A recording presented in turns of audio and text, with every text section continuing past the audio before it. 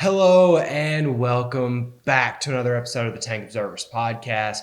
My name is Jackson McCarty, as always, joined by my co-host Chris Barr. And Chris, before I do the regular bit, I do want to give a big fat apology to each and every single one of you guys that tune in, because we had promised to have 2 episodes out for Thanksgiving. There was an issue recording. I had left to go back to Arkansas for the week, and before I had even touched it, didn't realize that there was an issue. We did not have any content to record, and we did not want to make anything over Zoom because, quite frankly, it's not up to the same level of quality in either one of our opinions. So we figured we'd just go ahead and wait till we got back, re-record these episodes, and give them back to the public. So, resuming my natural monologue, Chris, what are we doing today? We're going value hunting in the draft class. We're gonna have a few people: first rounder, mid rounder, late rounder. We're gonna decide who's the best value, where they've been placed. So, yeah, if you're not getting the spiel from that short little synopsis, we've got a thing the very same, but on the offense. Go ahead and check that out if you haven't already. But let's go ahead and kick this off. On the interior defensive line side, we're going with Jay Tufele in the first. We've got Christian Barmore in the third, and we've got Lorenzo Neal in the seventh. Topher, who are you taking? I'm taking Lorenzo Neal in the seventh because when it comes to interior defensive linemen, I feel as if they have slightly lower values than other positions. Edge rushers have more value than them, and linebackers normally will have more value than them. Right. So when I look at Lorenzo Neal hopping up in that seventh, I look at him and I get these Shy Tuttle vibes. A big D tackle, just a nose tackle, who's going to sit there. He has great timing. He's going to get off the center of the guard, and he's going to take down the running back the way you want him. So he would be a great late-round rotation defensive tackle for run-stopping plays. So that's where I see him, and I see him being a good rotation guy. Not that any of them are bad, but I think Jay Tufele in the first. Jay Tufele is a great player, one of my favorites in the draft class, name value alone. But taking him in the first round when there's other people, you never know if someone's going to fall. Would you rather have Jay Tufele, or would you rather have maybe, say, at the 11th pick, if you're looking at Tufele, but Ja'Marr Chase miraculously drops to the 11th pick? I'm going to take Ja'Marr Chase. Exactly. So Lorenzo Neal coming in the 7th, if he's there, why not? You're going to take him, and you're going to get the same value that you'd get out of a low-level free agent. I completely agree. I, as a Washington football team fan, know the struggles, or actually the importance of the interior defensive line. Obviously, we have Jonathan Allen and we have Daron Payne, but I would argue that our most impactful IDL is Matt Ioannidis, a former 5th-round pick. And while we don't have a 5th-rounder, as magical as that would be for me, I am going to go with Christian Barmore here. Haven't seen a lot of him in college, but from what we've seen, I've really enjoyed it. Really enjoyed it. He's got the physical aspects that you want from a player, and while he does have a 5th or 6th rounders worth of playing time, he has 1st or 2nd round potential if you can get in there and unlock it. Alabama likes to rotate these guys in. They have 7 or 8 different members on their defensive line that they're just like, you know what? Bring in the second group. We trust them too.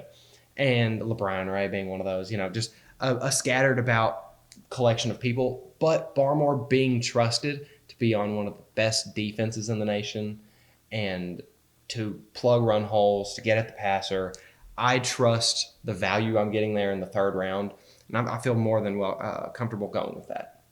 Yeah, I'd love for Christian Barmore to be a member of the Minnesota Vikings because we've seen what a poor interior defensive line does.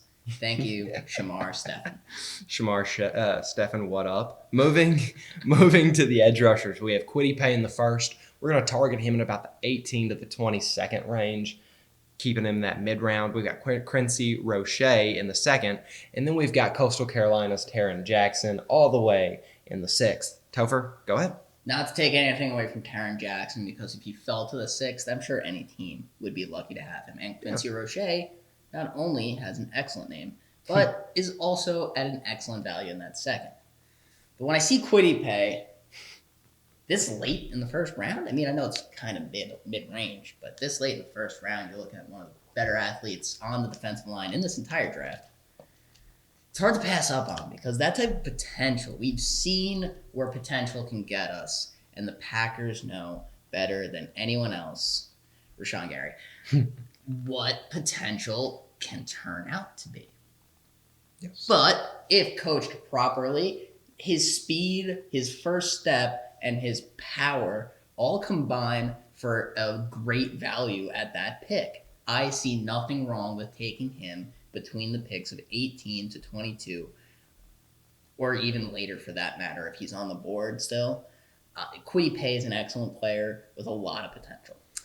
One of these days when we make one of these lists, I'm going to put like Kwity Paye, Big Cat Bryant, and just some wild other name just to see who you take just off of the name brand value, because I know that is inevitably what catches your eye. You're a big Dara Gumbawale guy because of what's written on his birth certificate. It's just it's just what you like, and I can't fault you for it because it is fun to sit there and cheer for guys named Kwity Paye or Big Cat Bryant. And while I do think Kwity Paye is a very talented athlete, I'm going to go with Quincy Roche here. We haven't seen quite as much as I was hoping for with the lack of Greg Rousseau and Jalen Phillips' injury, but what is still in his presence is maybe not to the same level of athleticism that Kwity Paye offers, but there's still a ton that could be worked on. Plus, in the second, that still gives me a lot of freedom to go with, let's say I'm taking in the 40th range, or 40th, which would be the 8th pick. Yes. So I'm still looking at maybe grabbing a Caleb Farley, or maybe a Dylan Raduns or Christian Darrisaw, or that would be a draft class. Caleb Farley and Quincy Roche. Exactly. That would be a wild draft class. That's two potential foundations for my team. So in that range, I feel very comfortable saying, you know what? We know that you have a really good burst of speed on you. We know that you can get at the pass rusher. You showed that plenty at Temple. I'm not going to fault you too much because you're missing the two players that were supposed to help get pressure off of you, and now teams are allowed to just say, you know what? You see that guy? Make sure he doesn't get here. Just block him off. There's no Rousseau over there. There's no Jalen Phillips over there. We just have to focus on Roche. So once he gets up in that next level, I expect him to kind of figure it out a bit more, get with some NFL coaching, and start to make a bit more production. You know, there's still plenty of corners that are available at the that 50 range that I'd be drafting at. You know, maybe Asante Samuel falls and I get lucky. Rich LeCount even potentially. We know from previous episodes you're a big Richard LeCount guy. I am a big Richard LeCount guy. But before we focus on those safeties, let's hit on these linebackers. We've got Micah Parsons, top 3, Jabril Cox in the 2nd, and Anthony Hines in the 5th. I'm going to go ahead and take this one first. You go ahead.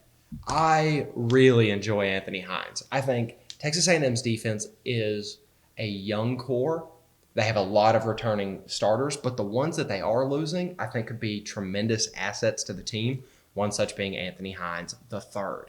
His skill set and his general build is NFL ready. He has a bit of lapse judgment. He does tend to overthink his plays a bit, but what we know whenever he's just playing freely is that he is a very good linebacker. I think that I might have even undervalued him in the 5th because I believe he could end up being one of those combine stars from being very quick and being able to put up a lot on the bench press if, God willing, we have a combine. I sure hope so. I mean, I really hope so. It helped me not get an aneurysm for the next John Ross or Henry Ruggs potentially, because Lord knows I'm very anti building your stock at the combine. But for some players, it does help. Anthony Hines being one, and he's great in zone. I think he's very competent in zone and will end up being a solid asset as a field general, very well balanced player. While I appreciate everything you've said, and I have not done as much looking into Mr. Hines as my friend Jackson here has, but what I did look into is Jabril Cox, and he is my selection, and this is not to take away from the great Micah Parsons, because that is what he is. He is great. Yes, very. And frankly, he's potentially even deserving of that number 3 position, top 3, taking him there, but you look at what the draft is shaping up to be, and you certainly have Trevor Lawrence going off the board first, no matter what happens, it does not matter who you are, you're taking him first. Unless you're the Chiefs, you're taking him first. or a meteoroid wipes out the entirety of South Carolina. Exactly. Which, it's 2020. Let's knock on wood for that one just in case.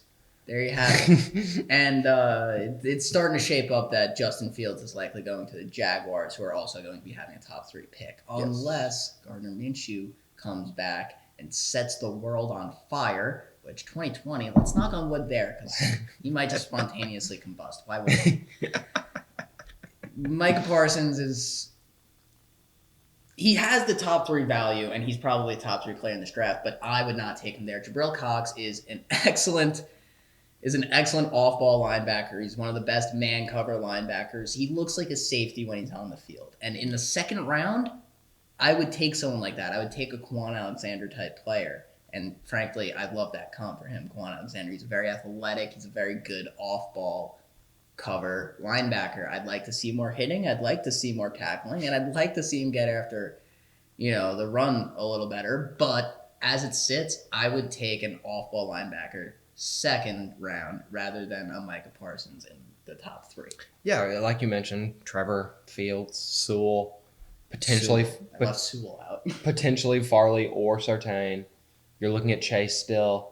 I'd like to apologize for my aggressive rant about the world ending. Hey, Totally got off topic there. I think 2020 is doing it to all of us. But yeah, no, we've been over this. I love Michael Parsons. I think he's a phenomenal talent, but top 3 is a bit of a steep hill to climb. Moving on to the secondary, more specifically the cornerbacks. We're looking at Caleb Farley, top 12. Asante Samuel Jr., early second. Let's put him in the 36 to 38 range. And then Kerry Vincent Jr. in the 4th. I'll open up, and I think I've said enough about Asante Samuel. So let me just cover the other 2 and why I'm not taking them. Now I am taking Asante Samuel in the upper echelon of this draft because figure if he's the top corner on the board and you're Jacksonville after you have taken a quarterback, which they will. Unfortunately, I love Gardner Minshew, but let's get real. Hey, come hang out in the nation's capital. We need a quarterback. Why not? So I would take him, rebuild that secondary a bit.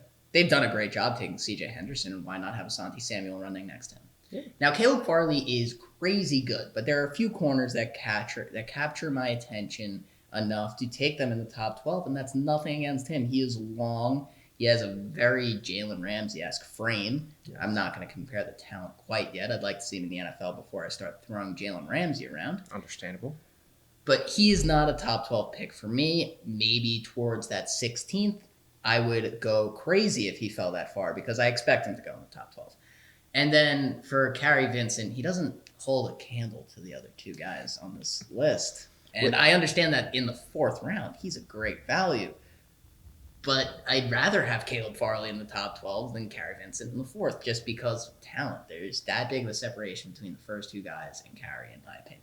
I tried to throw Kerry Vincent in there to create a bit of separation because I know that he was one of your boys in a previous video. And you like that speed. You loved what he offered and brought to the table. But Santi is comfortably your favorite child. He's one of my favorite players in this entire draft. And it does have a lot to do with what Asante Samuel Sr. did with the Falcons and just how absolutely insane he was while he was in the league. Not to mention that 4.3 speed that he brought to the table. He was one of the best pick artists in the league. And I expect Asante, maybe not to the same degree because I believe that at some point he had like 12 picks in a season. Yeah, and something like that. I'm not sure if Asante Jr. is going to pull that same number of picks in, but I would love to. That'd be fun. Yeah, it's a dream come true if he could replicate old Pop's production. But I'm not going to put all my eggs in that basket. I absolutely love Caleb Farley. I think that not only is he willing or he deserving of a top 12 pick, we could have made this top 7. I probably still would have went Farley. Like, genuinely, because I love his upside. He's only been a cornerback for 2 or 3 years. He has so much potential. He's already maybe the best man coverage player in this class, and he's got the ball hawking skills that rival anybody else in this class as well. For sure. It's just there's something about it feels like he's an unfinished product, but the product he already is so talented that I'll let him patrol my sideline for the next however many years he wants to be on the team, because I think that it's a very rare occasion that you get to have a player that is so raw yet so polished, if that makes any sense. Like, just his floor is already so high that it feels just, yeah, I feel perfectly fine taking him that high. Well then. Yeah. There was my almost episodic required Caleb Farley love letter, I guess, because that's becoming a more and more often occurring thing. But moving on to the final stage of this one, yes, we have the safeties. We've got Javon Holland in the second, Hamza Nasruddin in the fourth, and Marcelino Ball in the sixth. Topher. I'm going Hamza. Hamza. Now Hamza, difficult last name, has fallen mostly due to his injury, and that's understandable because injuries can be scary, especially when the draft is happening, and even more so when there might not be a combine because you can't show how healthy you've gotten without the combine unless you're playing, but if you're hurt, you can't play. Yeah. So injuries can be scary. So when I see him in the fourth round, I'm thinking, this giant of a human can definitely run my secondary very well. Because you look at players like Georgie Loka, who of course has fallen off, but in his time with the Bengals when he was a borderline Pro Bowler, don't know if he made one, but he was a borderline Pro Bowler at 6'4", and he ran a 4.5. He was so much fun to watch because he went up with some of the biggest receivers in the game. And I look at Hamza and I can see him replicating that, but actually doing it better if he comes back healthy, and he still has he's an exceptional amount of talent to bring to the table. So in the fourth round, I feel like it'd be stupid not to take away from Javon Holland and Marcelino Ball, because I always feel like I am when I bring up how good one person is, but don't talk about the rest of them. That's why I had to mention Caleb Farley and how talented he was in those corners. But Hamza, I feel like, was a second round talent, maybe late first before his injury. But now with that injury, it's probably going to scare some teams away. So if I saw him in the fourth round, I'd be crying with excitement. Yeah, similar to you, I don't like taking credit away from these guys. Hamza has been one of our boys going back as far as the last draft when he potentially was going to declare, decided to stay in college. And Marcelino Ball, somebody I haven't watched perhaps enough tape on, but I do know he's very talented around the ball, very ball hawking, but I already got that with Caleb Farley. Let me get somebody that is going to come in and is going to dominate in every aspect of the game. Or maybe not even dominate, just perhaps help out in every single role you want him to. That means I'm going to get Javon Holland. Versatile safeties are so important to the game. I understand Hamza could be a Georgie Loka. He could also be a Jaron Kearse, which Jaron Kearse has still a ton of potential. And I still think he has a role in the NFL. He's still starting out in Seattle. Detroit, there you go. Either way. Yeah. Either way, he has a spot, and I think Hamza will have a spot. But Javon Holland has the potential to be a starter and nobody have to question his spot for many, many, many years. And when you're looking in those first 2 or 3 rounds, that's exactly what you're targeting.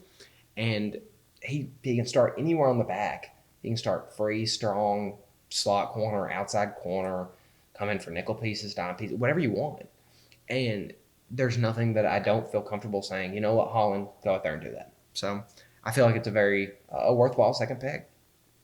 Well, if you're taking Caleb Farley in the first, I mean, why not take a safety? Imagine. Pull a full-blown Packers and just take a corner in almost every draft class for the next 5 years. Hey, as long as we have some receivers, unlike the Green Bay Packers, I might just. Yeah, Josh Jackson, Jair Alexander, and I'm pretty sure they took a safety in the fourth round. So they just took every position in the secondary and was like, maybe one will work out. Darnell Savage here recently. Yeah, Darnell Savage was their first round pick 2 years ago. Yep. They they want to bolster their secondary. More power to them. Yeah, but they've been bolstering their secondary for like 5 straight years now. They should probably chill. Perhaps, but maybe the Packers front office will just turn off the video from the cornerback and safety spot. They feel comfortable with it, and the rest of this was just for the 31 other teams. But anyways, that wraps up this episode. I hope you enjoyed. As always, my name's Jackson McCarty. And I'm Chris Barr and forgot to say something funny. See you guys next time. But is he the